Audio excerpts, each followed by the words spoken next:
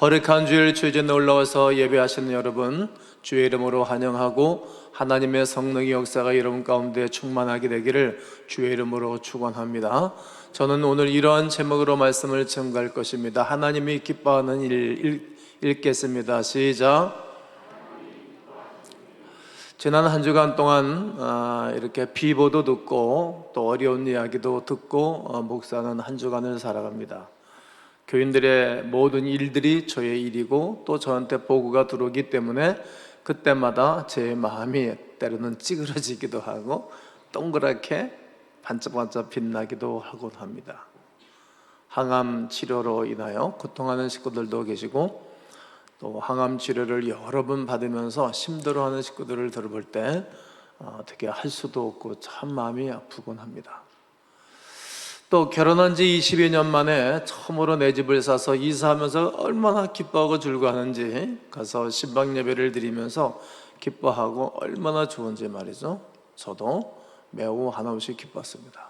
저에게 기쁜 소식이 들어오면 저는 기뻐하고 또 어려운 소문이 들어오고 보고가 들어오면 제가 마음이 아프고 기쁨을 잃게 됩니다. 여러분, 모든 사람은 이 땅에 살아가는 가운데 기쁨으로 살기를 원합니다.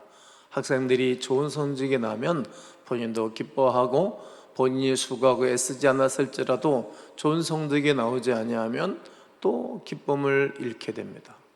어떤 사업자가 늘 잘되고 좋아하기를 원하지 망하고 힘들어하는 사업자는 없을 것입니다. 또 부모님들이 자녀들이 잘되고 기쁜 소식이 오는 것을 다 좋아하고 기뻐할 것입니다. 교회 담임 목사는 교회가 늘 부흥하고 교회가 평안하고 날마다 도와가는 것을 바라볼 때 기쁨을 얻게 됩니다. 또 부교육자들도 자기가 심호하고 또 근무하고 봉사하는 그 부서가 부흥하고 그러면 기뻐하는 것입니다. 모든 일이 잘 되기를 원하시듯 원한 대로 된다면 참 기쁠 것입니다. 이처럼 하나님께서도 우리를 향하여 기뻐하시는 일이 있습니다. 오늘 본절 11절을 보면 너는 그들에게 말하라, 그들에게 말하라. 주 여호와의 말씀이니라, 말하라는 것입니다. 나의 삶을 두고 맹세하노니 나는 악인이 죽는 것을 기뻐하지 아니한다, 이런 말씀을 하십니다. 이 말씀을 문장 그대로만 받아들이게 되어지면 참 의아하지 않습니까? 여러분, 영화나 연속극을 바라볼 때에 여러분 악인들이 망하는 것을 은근히 원하지 않습니까? 주인공이 애매히 고난을 받고 힘들어하면 악인들이 멸망하기를 우리는 그렇게 시선을 바라보고 쓰고 있고 또 시나리오 작가들도 그렇게 전개해 가곤 합니다. 어쩌면 그것은 당연한 심리일 것입니다. 그런데 하나님께서는 전혀 다른 말씀을 우리에게 하고 있다는 사실입니다. 나는 악인들이 멸망하고 죽는 것을 기뻐하지 않는다고 말씀하고 계신 것입니다. 모든 것이 하나님의 시선으로 바라볼 필요가 있습니다. 하나님의 시선으로 사람을 바라보고 하나님의 시선으로 세상을 바라보지 아니하면 우리는 하나님의 사랑을 잊어먹게 됩니다. 그리고 분노가 일어나서 하루도 살아갈 수 없음을 고백하게 됩니다. 하나님의 시선을 바라볼 때 악인은 누구입니까? 모든 불신자를 말씀하고 계시는 것입니다. 예수님 믿지 않고 구원받지 못한 사람입니다. 살인, 간음, 도둑, 어려움을 주는 사람들만을 말하고 계신 것은 아닙니다. 흠결과 도덕적인 문제를 일으키는 사람을 악인이라고 부르시지 않습니다.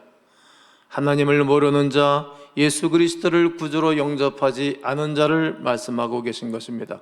사단의 그늘 아래 사단의 조롱을 받고 그리고 자기가 왜 이렇게 사는지도 알지 못한 채 살아가고 있는 사람들을 향하여 하나님은 악인이라고 규정짓는 것입니다. 하나님께서는 그러한 자들을 악인이다 말씀하고 계신 것입니다. 하나님께서는 그러한 악인일지라도 죽는 것을 기뻐하지 아니한다라고 말씀하십니다. 그러므로 하나님을 사랑의 아버지라고 말하지 않습니까?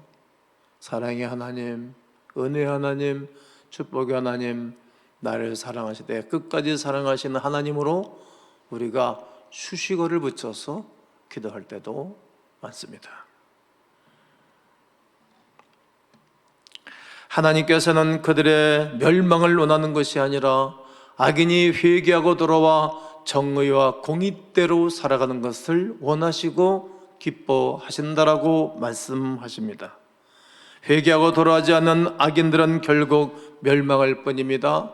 죄악 가운데 그들은 죽을 것입니다. 사망의 그늘 가운데 영원한 지옥에 가서 살 것을 알기 때문에 하나님은 그들이 당신에게로 돌아오는 것을 기뻐하시는 것입니다.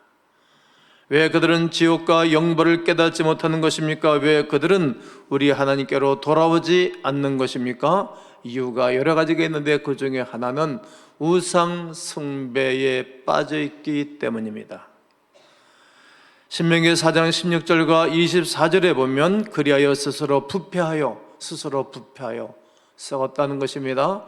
자기를 위해 어떤 형상대로든지 우상을 새겨 만들지 말라. 남자의 형상이든지 여자의 형상이든지 내 하나님 여호와는 소멸하는 불이시요 질투하는 하나님이시니라 말씀하십니다. 다 사람들이 눈에 보이는 것으로 우상을 삼아 그들은 살아가는 것입니다. 모든 사람 우상 앞에 자기의 손을 빌고 살아가는 것입니다.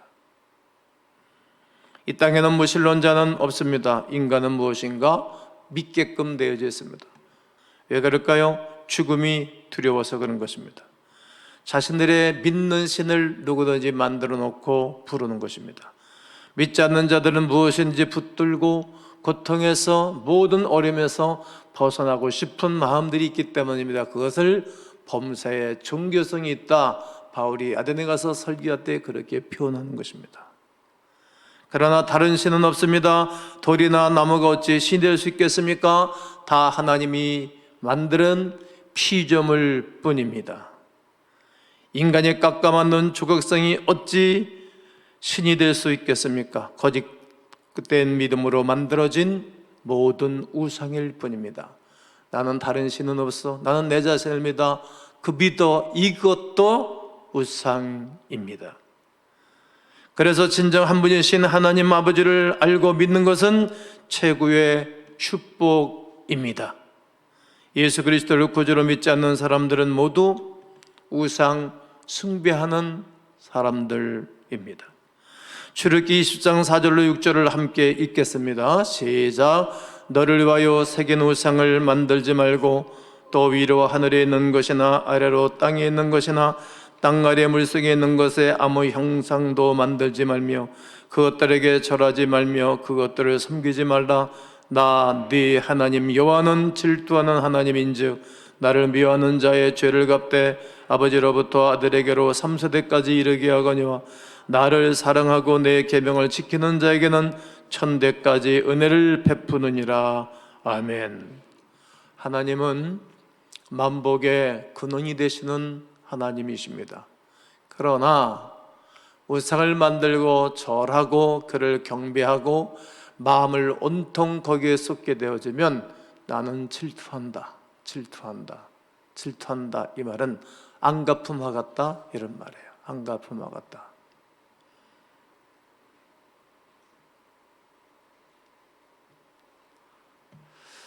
하나님의 강력한 사랑의 표현을 그렇게 하신 것입니다. 우상 숭배한 그런 사람들은 3, 4대 심은 것 쫓아다니면서 내가 정리하겠다. 참 무섭죠?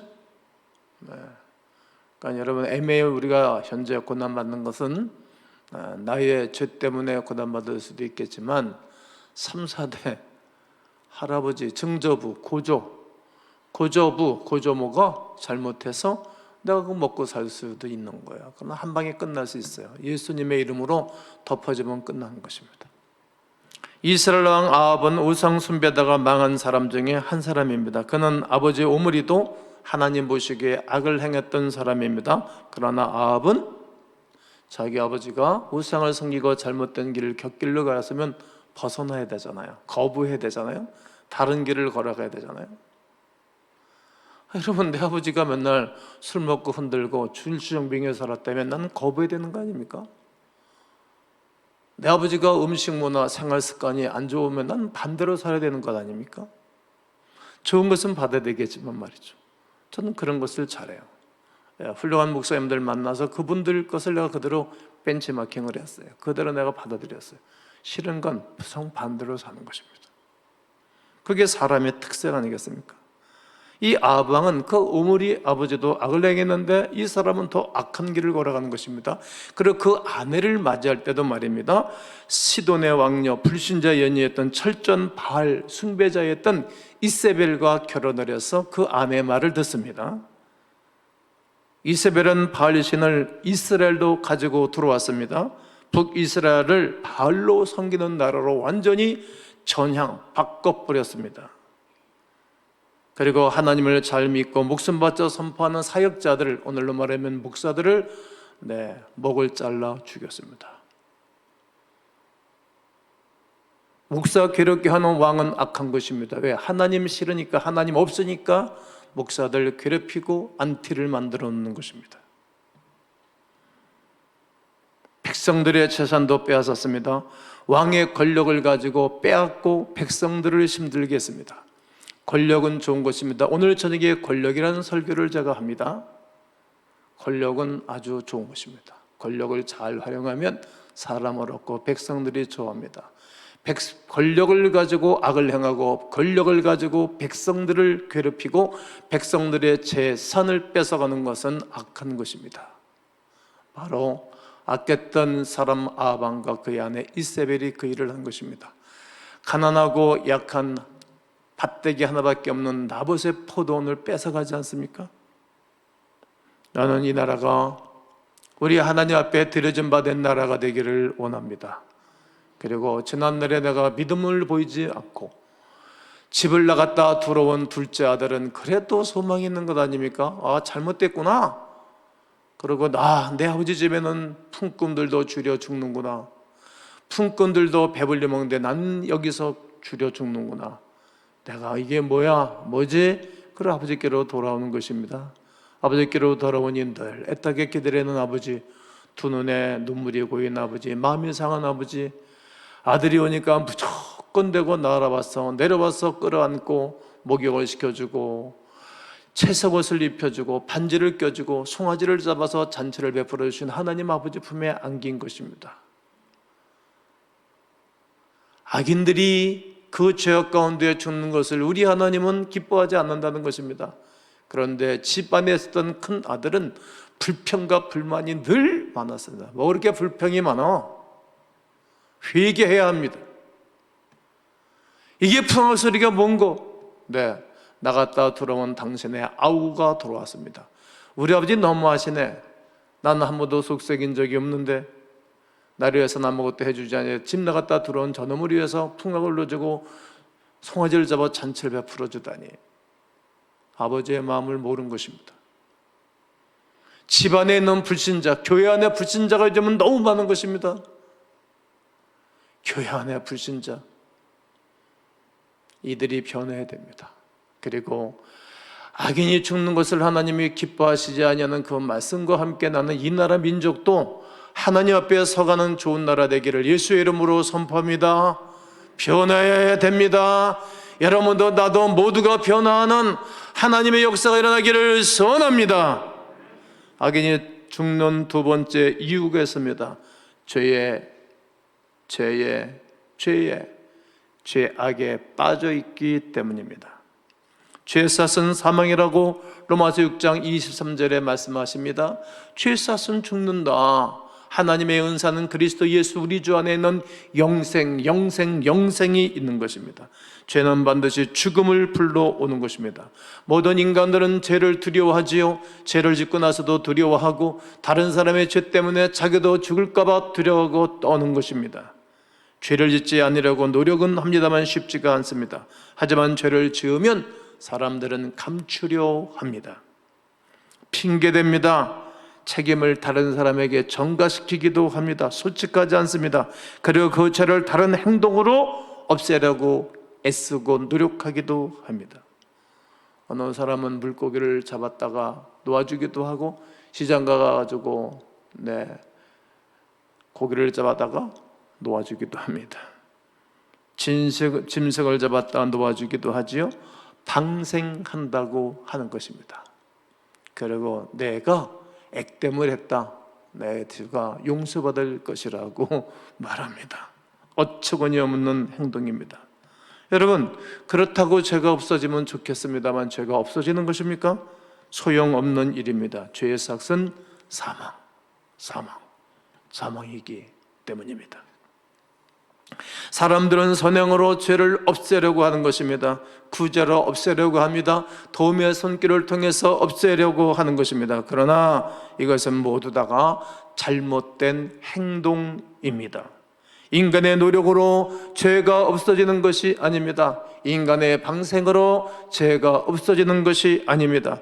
불신자가 망하는 것은 이것입니다. 죄의 문제를 스스로 해결하려 했지만 실패했기 때문입니다. 인생들이 죄를 짓고 영원한 생명을 잃어버리는 것은 생수의 근원 되시는 하나님을 잃어버린 것과 인간이 스스로 판 웅덩이를 먹고 마시려고 하는 것입니다. 이렇게 하면 내가 죄의 사함을 받을 것이야. 인간의 노력으로, 인간의 잔재주로 그들은 샘을 만들어 마시고 있는 것이 죄악이라고 성경은 말합니다. 그래서 영벌에 들어가는 것입니다. 죄를 해결할 수 있는 방법은 우리의 죄를 위하여 대신 죽으시고 부활하신 예수 그리스도밖에 없습니다. 예수 그리스도밖에 없습니다. 하나님이 세상을 이처럼 사랑하사 독생자를 주셨으니 누구든지 그를 믿는 자마다 멸망하지 않고 영생을 얻게 하심이라고 요한복음 3장 16절은 구약성경과 신약성경을 한 문장으로 딱 압축시켜 놓은 것입니다. 사도행전 4장 12절에는 다른 이로서는 구원을 받을 수 없나니 천하 사람 중에 구원을 받을 만한 이름을 우리에게 주신 일이 없기 때문입니다. 그 어떤 이름으로도 구원받을 수 있는 이름은 없습니다. 로마서 5장 8절에 우리가 아직 죄인 되었을 때 그리스도께서 우리를 위하여 죽으심으로 하나님께서 우리에 대한 자기의 사랑을 확증해 주신 것입니다. 그래서 우리는 이 복음을 안 백성들은 가만히 있을 수 없어서 복음을 전해주는 것입니다. 여러분, 하나님께서 사람을, 인간을 구원하실 때는 전도를 통해서 이루시는 것입니다.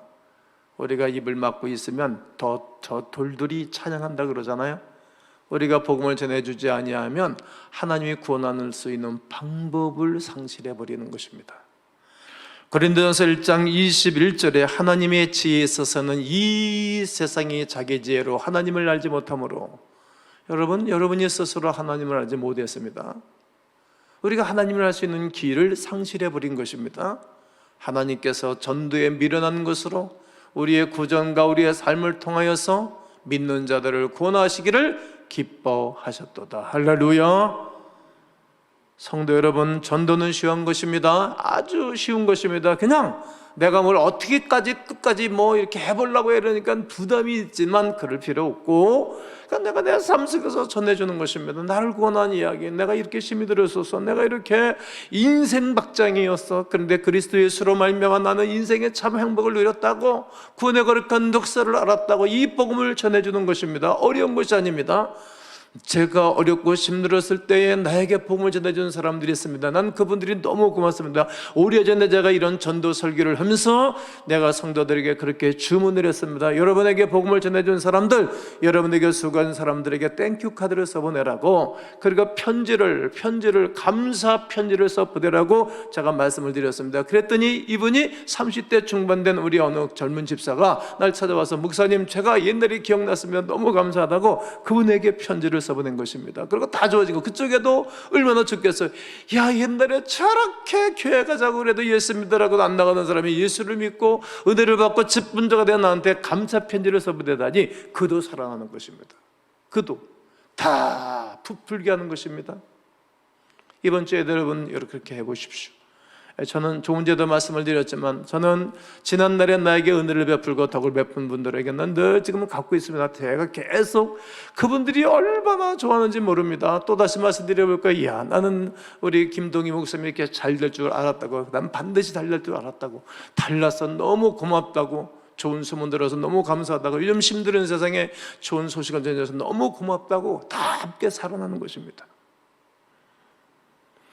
여러분, 예수 그리스도만이 구주이신가, 그가 나에게 행하신 일들을 누군가에게 전해주면 열매는 주께서 역사해 주실 것입니다. 우리가 이것을 해야 됩니다. 우리가 말해야 되는 것입니다. 우리 구전을 통해서 말하는 것입니다.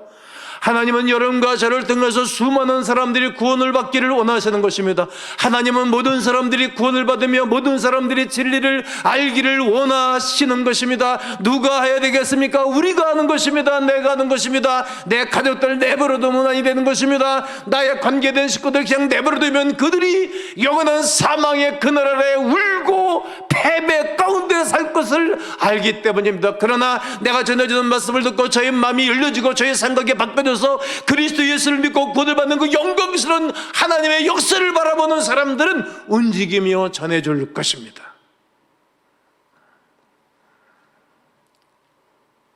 사람은 내일 일을 알 수 없습니다.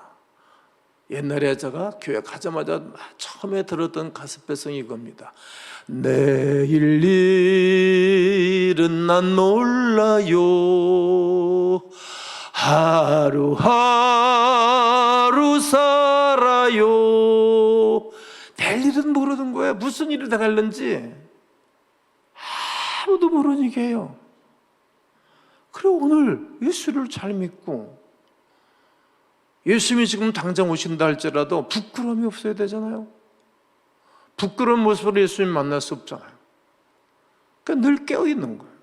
늘 하나님과 동행하기를 원하고 늘 복음적인 최전방에 서 있게 되어지면 항상 영혼이 밝게 비춰져 있는 것입니다. 예수 그리스도를 믿으면 영생이요 삶의 행복이요 참 기쁨임을 증거해줘야 되고, 또 내가 주를 위해서 그렇게 살아가는 사람의 이 기쁨이 끌어올라오는 것입니다.